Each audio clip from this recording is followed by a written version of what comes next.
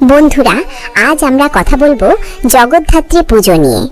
জগদ্ধাত্রী মানে যিনি আমাদের আগ্রহ, শক্তি এবং ধর্মের অধিষ্ঠাত্রী বটে।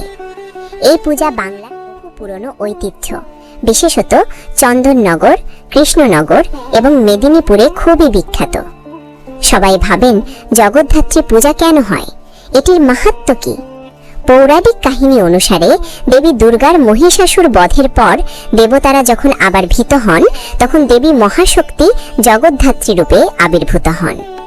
মানুষের চিত্তের অহংকার দমন করাই এই পূজার মুখ্য উদ্দেশ্য। বলা হয়, অহংকার যখন জীবনকে গ্রাস করে, তখন তার বিনাশ করতে মা জগদ্ধাত্রী আমাদের বাঁচান। আরেকটি কারণে এই পূজা জনপ্রিয়। এটি সাধারণ মানুষের উৎসর্গ, প্রার্থনা এবং সামাজিক মিলনের উৎসব। পরিবার, বন্ধু বান্ধব, পাড়া কিংবা বারোয়ারির মণ্ডপে সবাই একত্রিত হয়ে মায়ের দর্শন ও পূজা করেন।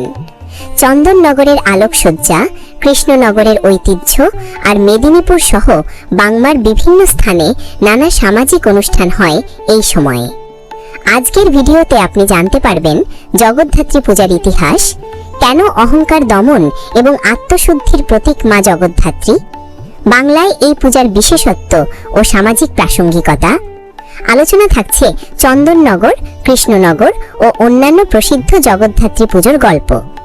ভিডিও ভালো লাগলে অবশ্যই লাইক দিন, চ্যানেলে সাবস্ক্রাইব করুন আর মন্তব্যে জানাবেন আপনাদের এলাকায় কেমন জগদ্ধাত্রী পূজা হয়।